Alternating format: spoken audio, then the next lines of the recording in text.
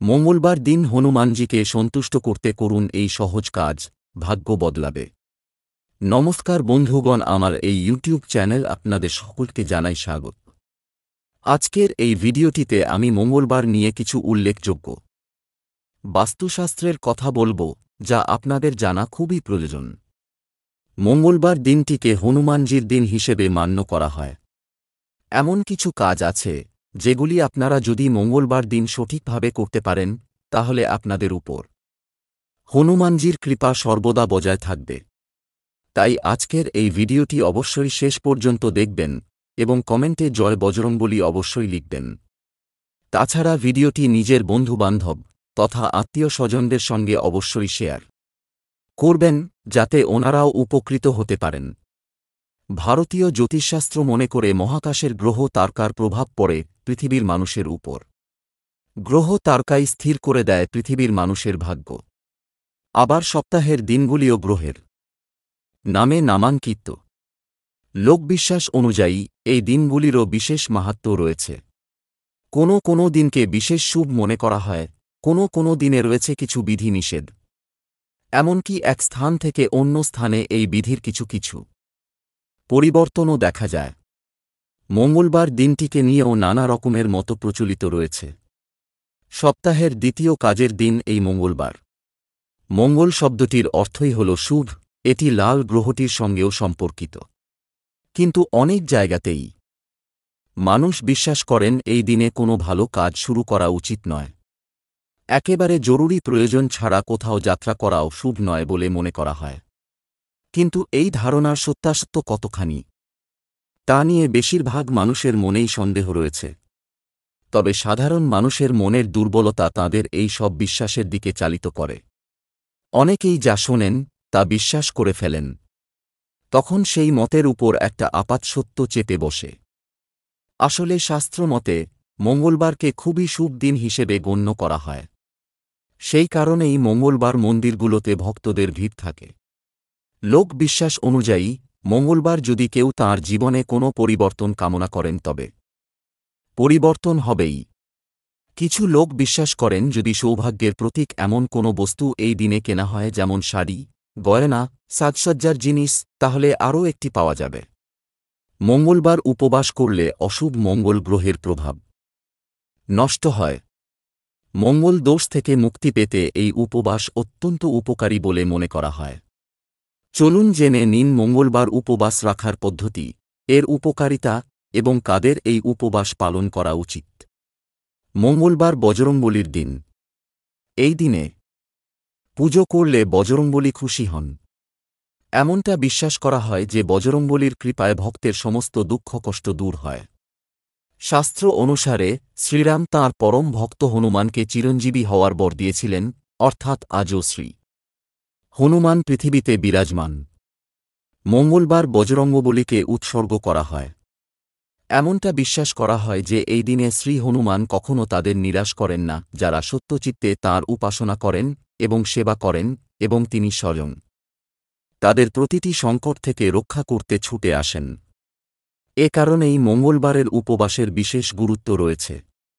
কবে থেকে মঙ্গলবারের উপবাস শুরু করবেন? শাস্ত্র মতে যে কোনো মাসের শুক্লপক্ষের প্রথম মঙ্গলবার থেকে এই উপবাস শুরু করা উচিত। বিশেষ করে জ্যৈষ্ঠ মাসের শুক্লপক্ষের মঙ্গলবারের বিশেষ গুরুত্ব রয়েছে, কারণ এই মাসের মঙ্গলবারে শ্রীরাম ও হনুমান মিলিত হন। প্রথম মঙ্গলবার যাকে বলা হয় বড়মঙ্গল। কয়টি মঙ্গলবার উপবাস রাখতে হবে? 2, 1 বা 4, 5তম মঙ্গলবার পর্যন্ত উপবাস রাখাকে শুভ বলে মনে করা হয়, তবে কিছু হনুমান ভক্ত আজীবন এটি পালন করেন। শেষ মঙ্গলবার উপবাসের পরের মঙ্গলবার এর ব্রত উদযাপন করতে হবে। মঙ্গলবার উপবাস শুরু করবেন কিভাবে? প্রথম মঙ্গলবার স্নান সেরে শ্রী হনুমানের সামনে উল্লিখিত সংখ্যা অনুসারে উপবাসের ব্রত নিন। এরপর থেকে প্রতি মঙ্গলবার সূর্যোদয়ের আগে স্নানের পর লাল রঙের কাপড় পরিধান করুন। বাড়ির উত্তর পূর্ব কোণে শ্রী হনুমানের আসনের জন্য একটি চৌকি রাখুন, এতে বজরংবলীর মূর্তি বা ছবি স্থাপন করুন। হনুমান মন্দিরে গিয়েও পুজো করতে পারেন। পুজোয় শ্রী হনুমানকে সিঁদুরে জুঁই তেল মিশিয়ে একটি বস্ত্র বা চোলা অর্পণ করুন। লাল রঙের ফুল, কাপড়, নারকেল, গুড়, ছোলা, পান অর্পণ করুন। বোঁদে, কাঠবাদাম, বেসনের লাড্ডু, এই মিষ্টির যে কোনোটি নিবেদন করুন, এগুলো বজরংবলীর প্রিয়। রামসীতাকেও স্মরণ করুন। তাদের ছাড়া শ্রী হনুমানের পুজো অসম্পূর্ণ। হনুমান চল্লিশা বা সুন্দরকাণ্ড পাঠ করুন। শেষে আরতি করুন। প্রতি মঙ্গলবার গুড়, নারকেল, মসুর ডাল, লাল কাপড়, লাল চন্দন অভাবীদের দান করতে হবে। সন্ধ্যায় আবার শ্রী হনুমানকে স্মরণ করে তবেই উপবাস ভাঙবেন। মঙ্গলবার উপবাসের উপকারিতা। শাস্ত্রমতে শনির যন্ত্রণা থেকে মুক্তি পেতে মঙ্গলবারের উপবাস শ্রেষ্ঠ বলে মনে করা হয়। এর মাহাত্ম্যের কারণে ব্যক্তি সাড়ে সাতি এবং ধাইয়ার পার্শ্ব প্রতিক্রিয়া থেকে মুক্তি পায়। সন্তান জন্মদানে বাধা থাকলে বা বিবাহে বিলম্ব হলে মঙ্গলবার উপবাস করুন। মঙ্গল দোষের কারণে আসা বিবাহে বাধাও দূর হয়। মঙ্গলবার উপোস করলে রক্ত সংক্রান্ত সমস্যা দূর হয়, রাগ নিয়ন্ত্রণের শক্তি পাবেন, সকল কষ্ট দূর হয়। এই উপবাস পালন করলে সকল প্রকার অশুভ শক্তি দূরে থাকে। মঙ্গলবার উপবাসে এই কাজটি করবেন না। মঙ্গলবার বিশেষ করে উপবাসে চুল, দাড়ি, নখ কাটা উচিত নয়, এটা অশুভ মনে করা হয়। ব্রহ্মচর্য পালন করুন। এই দিনে কালো রঙের কাপড় পরিধান করবেন না, অন্যথায় আপনি উপবাসের ফল থেকে বঞ্চিত হবেন। মঙ্গলবার ভুল করেও লবণ খাবেন না। উপবাস অবস্থায়ও লবণযুক্ত খাবার খাবেন না, তা না হলে উপবাস বৃথা যাবে। ভুল করেও তামসিক খাদ্য ও মদ্যপান করবেন না, যার কারণে শ্রী হনুমানের ক্রোধের মুখে পড়তে হতে পারে। মঙ্গলবার শুক্র ও শনি সংক্রান্ত কোনো কাজ করবেন না, এতে করে সেই কাজের প্রভাব বিপরীত হয়। এই লোকদের অবশ্যই মঙ্গলবার উপবাস করতে হবে। জ্যোতিষশাস্ত্র অনুসারে মঙ্গল হল মেষ এবং বৃশ্চিক রাশির অধিপতি। এমন পরিস্থিতিতে এই রাশির জাতক জাতিকাদের মঙ্গলবার উপবাস রাখতে হবে।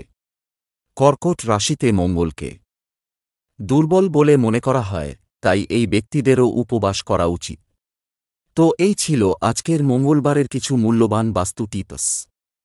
যদি ভিডিওটি আপনাদের ভালো লেগে থাকে তাহলে অবশ্যই একটি লাইক করবেন এবং এই ধরনের নিত্য নতুন ভিডিও প্রায়ই দেখার জন্য আমাদের চ্যানেলটি সাবস্ক্রাইব করে আমাদের সঙ্গে থাকবেন।